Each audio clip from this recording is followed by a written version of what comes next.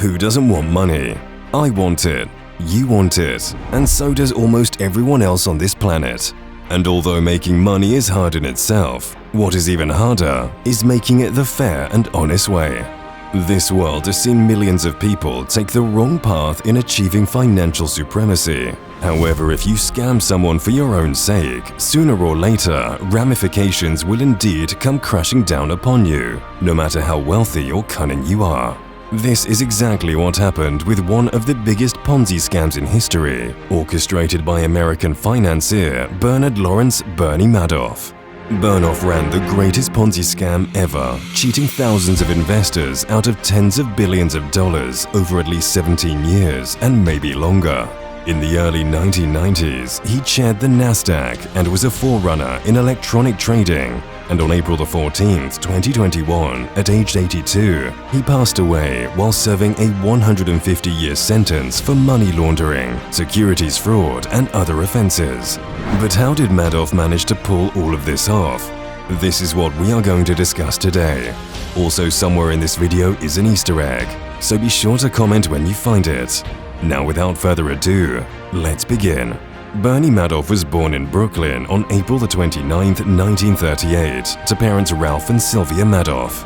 He came from a modest family, as his father worked as a dedicated plumber before entering the financial industry along with his wife.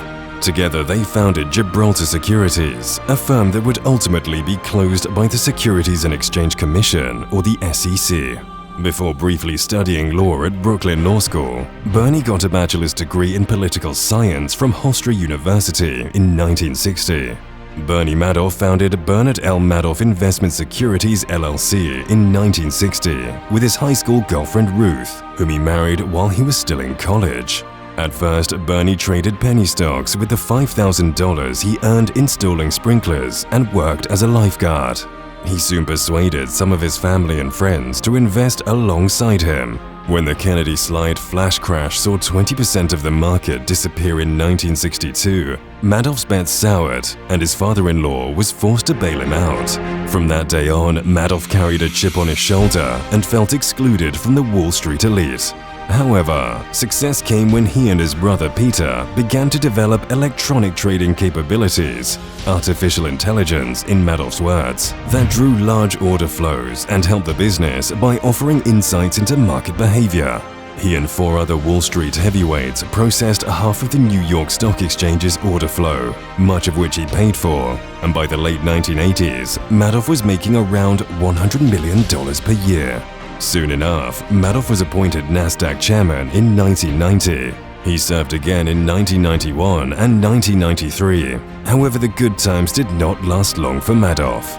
At some point, Madoff recruited investors by claiming to achieve huge, consistent returns through a legitimate trading approach. Now we're going to discuss this whole strategy in just a second, but for short, Madoff just placed client assets into a single bank account and utilized it to compensate current clients who wanted to cash out. Now for the explanation. Madoff's ostensibly ultra-high returns entice clients to turn a blind eye to their investments. In actuality, Madoff merely deposited their assets in an account at Chase Manhattan Bank, which merged to form JP Morgan Chase & Co. in 2000, and then sat on them. According to one estimate, the bank may have gained up to $435 million in after-tax profit on such deposits. When clients wanted to redeem their investments, Madoff paid the payouts with new funds, which he drew by cultivating his victims' trust and winning their faith. Madoff also developed a reputation of exclusivity, frequently turning down clients at first. This technique enabled nearly half of Madoff's investors to benefit. The investors were compelled to contribute to a victims fund in order to recompense deceived investors who lost money. Madoff put on a show of respectability and charity, enticing investors with his humanitarian activity. He also conned a number of non-profit organizations, including Elie Wiesel Foundation for Peace and the global women's charity Hadassah. He approached worshippers through his connection with J. Ezra Merkin, an officer at Manhattan's Fifth Avenue Synagogue. According to various sources, Madoff defrauded its members of $2.4 billion. Several factors contributed to Madoff's credibility among investors, including the fact that his primary public portfolio appeared to be made up of safe investments in blue-chip stocks. He also claimed to be employing a collar approach, also referred to as a split-strike conversion. A collar is a risk mitigation strategy in which the underlying shares are safeguarded by the purchase of an out-of-the-money put option. Thirdly, the returns of the scheme were strong 10 to 20% per year, constant and not out of the ordinary. As the Wall Street Journal reported in a now famous 1992 interview with Madoff, Madoff insists the returns were really nothing special, given that the Standard & Poor's 500 stock index generated an average annual return of 16.3% between November 1982 and November 1992. I would be surprised if anybody thought that matching the S&P over 10 years was anything outstanding, he says. The SEC had been investigating Madoff and his securities firm on a consistent basis since early 1992, a fact that frustrated many after he was finally prosecuted, as they felt the bulk of the damage could have been prevented if the initial investigations had been more rigorous. In 1999, financial analyst Harry Markopolos calculated that Madoff had to be lying. He filed his first SEC complaint against Madoff in early May of 2000, but the regulator assigned to the case unfortunately ignored him. In a scathing 2005 letter to the Securities and Exchange Commission, or the SEC, Markopolos wrote that Madoff Securities is the world's largest Ponzi scheme.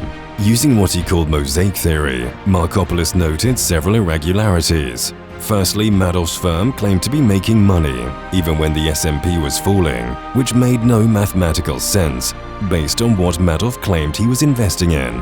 However, the biggest red flag of all, in Markopolos' words, was that Madoff Securities was earning undisclosed commissions instead of the standard hedge fund fee, which is 1% of the total plus 20% of the profits.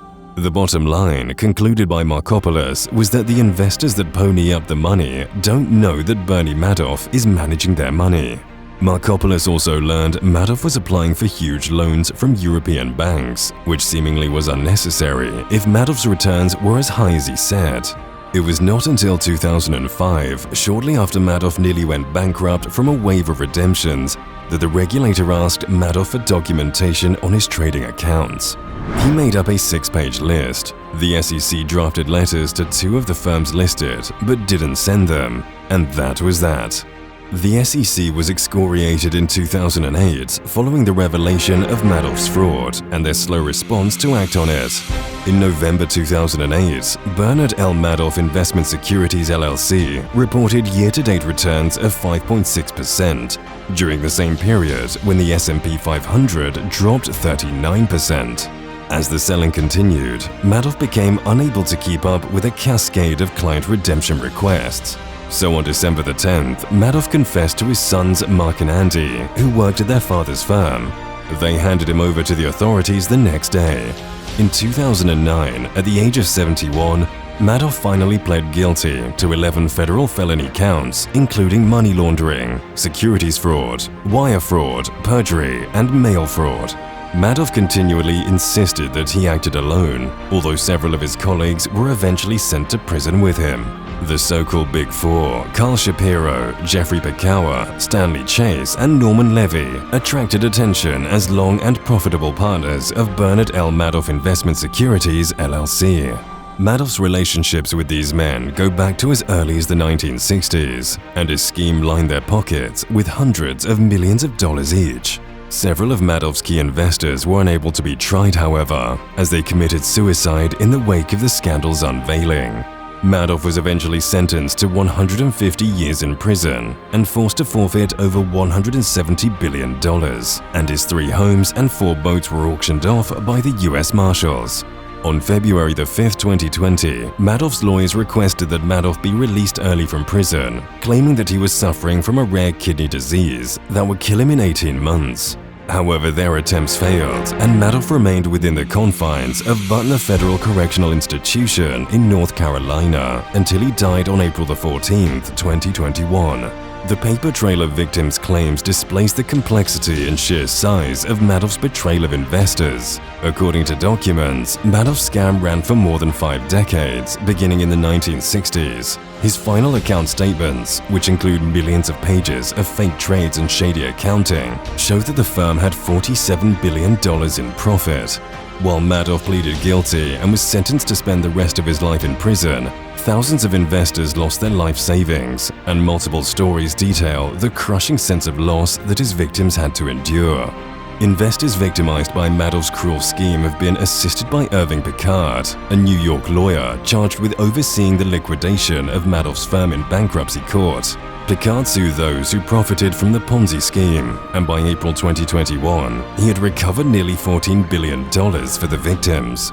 In addition, a Madoff Victim Fund, or MVF, was created in 2013 to help compensate those Madoff defrauded, but the Department of Justice didn't start paying out the roughly $4 billion until late 2017. Richard Breeden, a former SEC chair who oversees the fund, stated that thousands of the claims were from indirect investors, people who put money into funds that Madoff had invested in during his scheme. Since they were not explicitly direct victims, Breeden and his team had to sift through thousands and thousands of claims, only to reject many of them. In a September 2021 update for the Madoff victim fraud, Breeden wrote, "MVF is thrilled to announce a new distribution totaling $568,648,065 to 30,539 victims of the crimes committed at Madoff Securities." With the completion of the latest distribution of funds in September of 2021, approximately $3.8 billion has been distributed to nearly 40,000 of Madoff's victims in both the US and around the world. The Ponzi scheme has become a potent symbol of the culture of greed and dishonesty that, to critics, pervaded Wall Street in the run-up to the financial crisis of 2008. Madoff, the subject of numerous articles, books, movies, and biopic miniseries, was punished, but no other prominent Wall Street figures faced legal ramifications in the wake of the crisis. What could have been a poster child for regulation and a revamp of financial guidelines seems to have gone largely wasted, unfortunately. What do you think? Should the government have used Madoff schemes more handily to regulate the pervasion of the financial industry? Or do you believe that Madoff was simply one of the bad apples and should be looked at as an anomaly rather than the standard? Be sure to let me know in the comments, and don't forget to like and subscribe for more content just like this. Until next time.